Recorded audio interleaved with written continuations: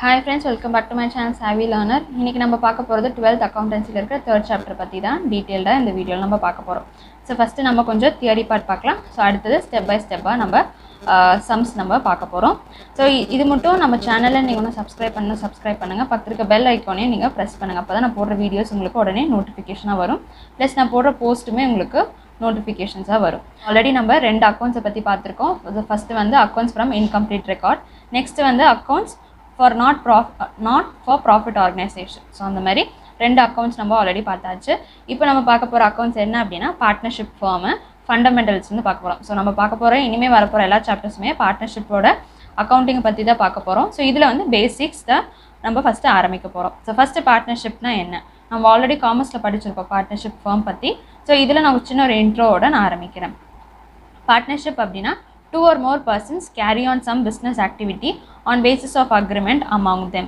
So இப்போது ஒரு 2 or more persons, so ஒன்றா மினிமம் வந்து 2 persons, மேக்ஸிமம் வந்து 50 persons. ஸோ அந்த மாதிரி 2லேருந்து 50 personsக்குள்ளே வந்து எவ்வளோ பேரை வேணாலும் அவங்க பார்ட்னர்ஸாக நீங்கள் அப்பாயிண்ட் பண்ணிக்கலாம். ஸோ அப்போ two or more persons, so ஒரு பிஸ்னஸ்க்காக அவங்க ஜாயின் பண்ணி ஒரு ப்ராஃபிட்டை ஒரு மோட்டிவ்க்காக, அதாவது பிஸ்னஸ் பண்ணணும் அப்படின்னு அவங்க நினச்சி ஆக்டிவிட்டி ஆரம்பிக்கிறாங்க. ஸோ அது பேஸ் ஆன் எதுலன்னா அக்ரிமெண்ட்.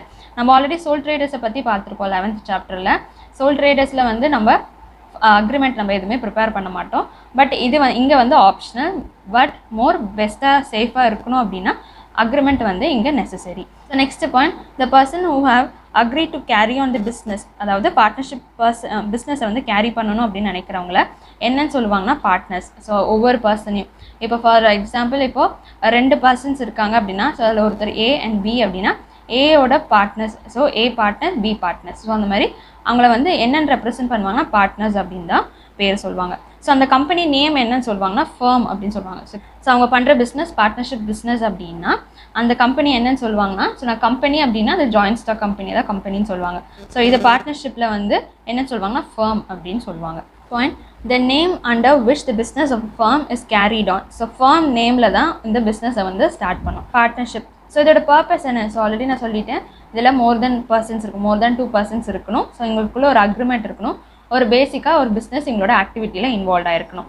ஸோ அதில் இருக்க போகிற பர்சன்ஸ் யாருன்னா பார்ட்னர்ஸ். ஸோ அதில் இருக்கிற ஒவ்வொருத்தரையுமே லைக் உங்களுக்கு புரிஞ்சுக்க சொல்லணுன்னா ஓனர்ஸ். ஸோ ஓனர் அந்த ஒவ்வொரு மோர் தென் 2 persons, ஸோ அந்த ஒவ்வொரு பர்சன்ஸுமே ஓனர்ஸ் தான். ஸோ அவங்கள வந்து என்னன்னு சொல்லுவாங்கன்னா பார்ட்னர்ஸ் அப்படின்னு சொல்லுவாங்க. ஸோ அந்த பிஸ்னஸ் என்னன்னு சொல்லுவாங்கன்னா ஃபர்ம் அப்படின்னு சொல்லுவாங்க. ஸோ அந்த பிஸ்னஸ்க்குன்னு ஒரு நேமும் இருக்கணும். ஸோ இதுதான் ஃபஸ்ட்டு நம்மளோட பேசிக்ஸ்.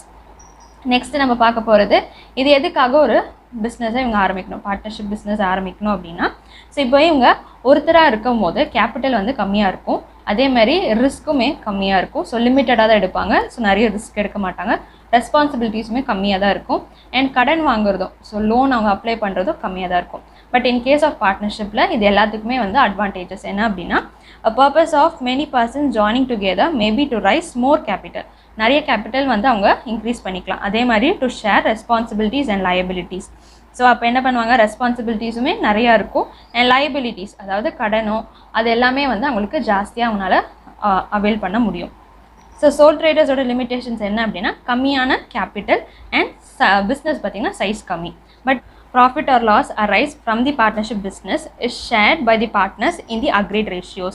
இவங்களுக்கு வர ப்ராஃபிட்டோ லாஸோ, ஸோ அது வந்து எப்படின்னா இப்போ அக்ரிமெண்ட் இருந்துச்சு அப்படின்னா, ஸோ அக்ரிமெண்ட்டில் அவங்க கொண்டு வந்து கேபிட்டல் வச்சு அவங்க டிவைட் பண்ணிக்குவாங்க. சம்டைம்ஸ் இட்ஸ் ஈக்குவலாகவும் இருக்கலாம், இல்லைனா வந்து 1:2 ரேஷியோஸ் இல்லை 2:1 ரேஷியோஸ். ஸோ அந்த ரேஷியோஸை பற்றி நம்ம நெக்ஸ்ட் சாப்டர்ஸில் பார்ப்போம். ஸோ இதில் வந்து ரேஷியோஸை வச்சு டிவைட் பண்ணுறப்போ ஒரு ஆப்பர்ச்சுனிட்டி எதில் இருக்குன்னா பார்ட்னர்ஷிப்பில் இருக்குது.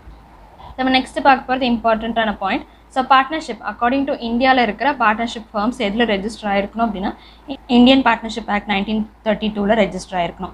ஸோ பட் இது வந்து ரெஜிஸ்ட்ரேஷன் இஸ் ஆப்ஷனல், பட் மோஸ்ட்டாக நிறைய பேர் வந்து ரெஜிஸ்டர் பண்ணுறது நல்லது. ஸோ இப்போ நம்ம நெக்ஸ்ட்டு நம்ம அடுத்தடுத்த பாயிண்ட்டில் பார்ப்போம். ஸோ ரெஜிஸ்ட்ரேஷன் பண்ணியிருந்தால் என்ன, அதாவது அக்ரிமெண்ட் ப்ரிப்பேர் பண்ணியிருந்தால் என்னென்ன பெனிஃபிட்ஸ் இருக்குது, அக்ரிமெண்ட் பண்ணல அப்படின்னா அது என்னென்ன பெனிஃபிட்ஸ் இருக்குது அப்படின்றத நம்ம நெக்ஸ்ட் பாயிண்ட் பார்க்கலாம். ஸோ ஆல்ரெடி நம்ம மீனிங் பார்த்தாச்சு பார்ட்னர்ஷிப்பில், when 2 or more persons joins together to form a business to share the profit or loss arising therefrom in an agreed ratio, the relationship among them is called as partnership. So அப்போது already உங்களுக்கு நான் முன்னாடி சொன்னது தான், so நான் அதுக்கு திருப்பி நான் எக்ஸ்பிளைன் பண்ணல. business may be carried on by all or any of them acting for all. So இதில் பார்ட்னர்ஷிப்பில் வந்து ஒரு சின்ன ஒரு எக்ஸ்ட்ரா அட்வான்டேஜஸ் என்ன அப்படின்னா, இந்த பிஸ்னஸ் பார்த்திங்கன்னா இப்போது ஃபார் எக்ஸாம்பிள் இப்போ ஒரு 4 பேர் இருக்காங்க அந்த பார்ட்னர்ஷிப்பில், அந்த பார்ட்னர்ஷிப் பிஸ்னஸில் 4 பேர் இருக்காங்க அப்படின்னா, சில இடத்துல பார்த்திங்கன்னா 2 பார்ட்னர்ஸ் வந்து ஆக்டிவாக இருப்பாங்க, சில 2 பார்ட்னர்ஸ் வந்து ஆக்டிவாக இல்லாமல் இருப்பாங்க. அதாவது 4 பார்ட்னர்ஸ், அதாவது கேபிட்டல் ஜாஸ்தியாக இன்க்ரீஸ் பண்ணணும், அமௌண்ட் ஜாஸ்தியாக இன்வெஸ்ட் பண்ணணும் அப்படின்னுக்காக 4 பார்ட்னர்ஸ் இன்க்ளூட் பண்ணிடுவாங்க. ஆனால் அதில் 2 பார்ட்னர்ஸ் மட்டும்தான் ஒர்க்கிங் பார்ட்னர்ஸ், அதாவது அந்த பிஸ்னஸ்க்கான எல்லா ஆக்டிவிட்டீஸும் செய்கிறது பார்த்திங்கன்னா அந்த 2 பார்ட்னர்ஸ் மட்டும்தான் செய்வாங்க. ஸோ அதுதான் இங்கே சொல்லியிருக்காங்க. ஒன்றா வந்து இந்த business maybe carried on by, so எல்லாருமே அந்த 4 பார்ட்னருமே சேர்த்து செய்யலாம், carried on by all or any of them acting for all. So யாரோ ஒருத்தர் வந்து எல்லாத்துக்காகவும், அதாவது அவங்க அந்த ஒரு பர்சன் மட்டுமே வந்து அந்த பார்ட்னர்ஷிப் பிஸ்னஸில் ஆக்டிவாக இருக்கலாம், மீதி 3 பேர் வந்து ஆக்டிவாக இல்லாமல் இருக்கலாம். So it depends. ஸோ பார்ட்னர்ஸ்க்கு தகுந்த மாதிரி சேஞ்சஸ் இருக்கும். சில டைம் 2 பார்ட்னர்ஸ் ஆக்டிவாக இருப்பாங்க, சில 2 பார்ட்னர்ஸ் இன்ஆக்டிவாக இருப்பாங்க. ஸோ அந்த மாதிரி சேஞ்சஸும் இருக்கும். ஸோ அதுதான் இங்கே சொல்லியிருக்காங்க. ஸோ இதுதான் வந்து இந்த பார்ட்னர்ஷிப்பில் ஒரு அட்வான்டேஜஸ் அப்படின்னு சொல்லலாம். ஸோ நம்ம நெக்ஸ்ட்டு பார்க்க போகிறது definition of partnership. So definition இது கண்டிப்பாக நமக்கு கொஸ்டின்ஸ் வரும். ஸோ இதை நல்லா ஞாபகம் வச்சுக்கோங்க. According to section 4 of Indian partnership act 1932, partnership is defined as the relation between persons who have agreed to share the profit of a business carried on by all or any of them acting for all. So already நான் உங்களுக்கு மீனிங்கில் explain பண்ணதே தான் இந்த டெஃபினேஷன்லேயும் இருக்குது. உங்களோட கொஸ்டின்ஸில் வந்து partnership பற்றி எழுதுங்க அப்படின்னு கொடுத்தாங்க. அதாவது மீனிங்ஸ் அப்படின்னு சொன்னால் நம்ம இந்த பாயிண்ட் எழுதிக்கலாம். when 2 or more persons joins together to form a business to share profit or loss. So இதை நீங்கள் மீனிங் எழுதிக்கலாம். நெக்ஸ்ட்டு வந்து டெஃபினேஷனில் இது நீங்கள் எழுதிக்கலாம். ஸோ நெக்ஸ்ட் நம்ம பார்க்க போது ஃபீச்சர்ஸ். ஸோ ஃபீச்சர்ஸில் என்னென்ன வரும் அப்படின்னா, ஆல்ரெடி நம்ம டிஸ்கஸ் பண்ணது தான். So association of 2 or more persons, ஸோ அதுவுமே ஒரு அட்வான்டேஜஸ் தான். Next so features and advantages ரெண்டுமே ஒன்று தான். ஸோ தனித்தனி கிடையாது. அட்வான்டேஜஸில் இருக்க ஃபீச்சர்ஸ்லையும் எழுதலாம், ஃபீச்சர்ஸில் இருக்கிறது அட்வான்டேஜஸ்லையும் நீங்கள் எழுதலாம். ஸோ நெக்ஸ்ட் பாயிண்ட் பார்த்தீங்கன்னா மேக்ஸிமம் நம்பர்ஸ் ஆஃப் பார்ட்னர்ஸ் வந்து 50. So 2% minimum 2 persons, maximum 50%. So இதுவுமே நமக்கு நெக்ஸ்ட் ஒரு பாயிண்ட் தான். Agreement among the partners to share the profit or loss of the business.